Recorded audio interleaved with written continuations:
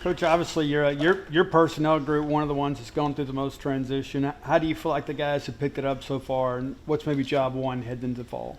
Yeah, I think day one when you get here, no returning starters at all in the yard.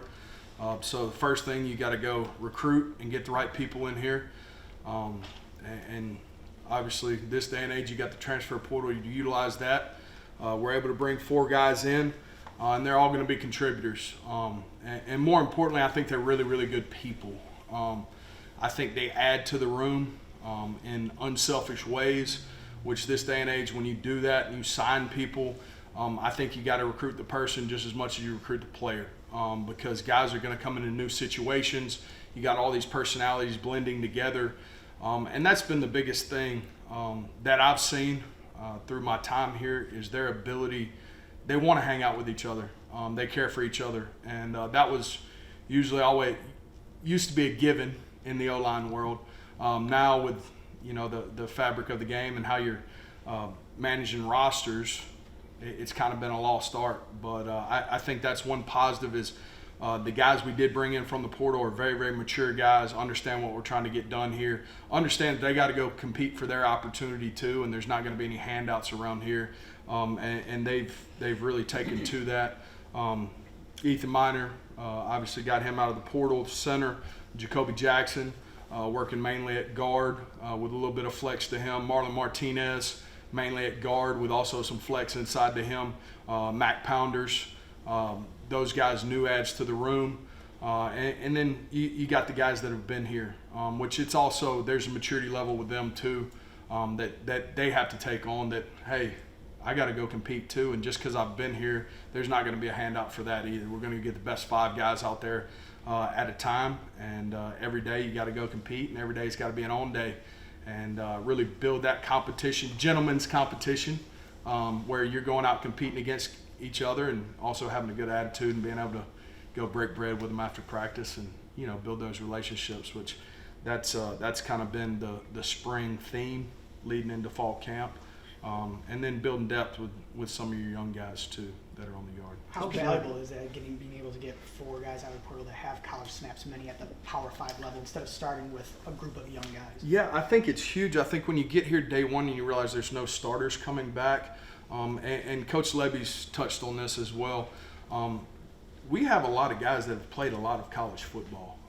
They may not be in maroon while doing it, but a lot of those guys are bringing that edge and that kind of older mentality.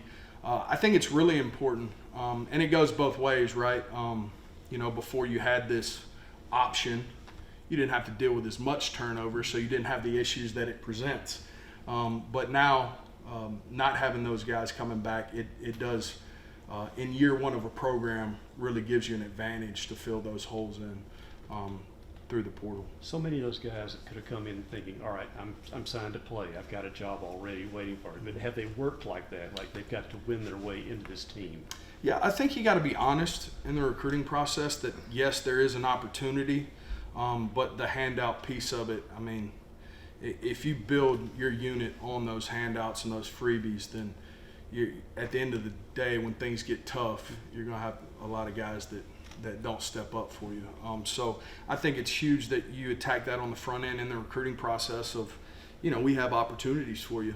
And I was a big-time opportunity dealer in the portal because we did have that. But I think it's the mindset of how you talk to the guys and from day one just being honest. And if you try and, cloud it up or paint a different picture than what you want, that's, eventually they're going to assume something different. So just being on the same page with that and letting them know that every day is a job interview and you're going to get opportunities. And for how long you hold that position is definitely dependent on your performance out there. You talked about the relationship piece with that group, and that's kind of like an old school thing. Used to be that way all the time. It's kind of the same way with the quarterback.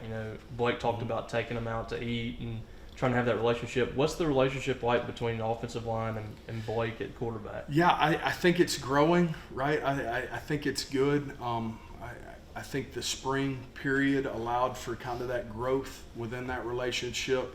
I think that's a huge factor in modern football is how quickly can you build that and how quickly can you get the right personalities in the room that nurture that. And I think honestly it shows up a lot more on the field. When you take that and you look at those relationships, when things get tough, you want to be around guys you trust and guys you have that bond with. So that's honestly, I think it's an overlooked trait in this whole. A lot of people talk about the roster turnover, transfer portal, things like that. But really, when you get down to the bare bones of it, it's how quickly can you build a relationship of trust, communication with those guys. And you got to kind of dive into that as a coach as well and make sure you're monitoring that and nurturing that as much as you can. We talked about newcomers, but Albert Reese goes to SEC Media Days. What have been your thoughts about him, and why was he the right choice? I think he's a guy that's seen it all, and I think he's earned the right to be there. He's a leader. He's one of the strongest pound-for-pound guys on this team. Guys look up to him. He's got an awesome story from start to finish, and he's still building that. A kid with, the words you don't want to use is potential, and I kind of tell my guys, like, potential it is what it is. You haven't done it yet, but everything from spring ball leads to that being a guy for us and a leader within the room and somebody that can grasp the offense rather quickly and be successful. So we're looking for him to have a great year. Yeah, Malik Ellis was a guy last year that had to play tight end out of necessity. Where you got him working at? Yeah, he's along the interior of the offensive line, primarily in spring ball, center, as well as guard. I think when you float as a player, there's no target. And I think he has seen throughout spring ball that there's a target now. And he's worked diligently day in and day out. He really is hard on himself. Which is a trait that a lot of offensive linemen have. We all want to be, pleasers at heart. We want to, get the attaboys and good jobs. But he's really hard on himself to do great things. And I think that's a trait he possesses that is going to serve him well, not only in football but in life, that he's trying to work every day to kind of hit that target now. And I think he sees things that are obtainable and has a goal. Besides Amari Smith outside. Yeah, he's been primarily at tackle there with the second group primarily. He's coming along. His when he got here, you walk up on the kid and he checks all the boxes from a physical trait standpoint. His journey is just body mechanics, body movements, controlling the body. But he has all the tools in the toolbox. It's when to use them, where to use them, and how to utilize those tools. Timothy, I guess, is outside too. Yes, he's worked primarily at tackle. A lot of times with the younger guys that haven't played as much football, you want to leave them stationary to kind of see what their growth can be before you start shuffling them around.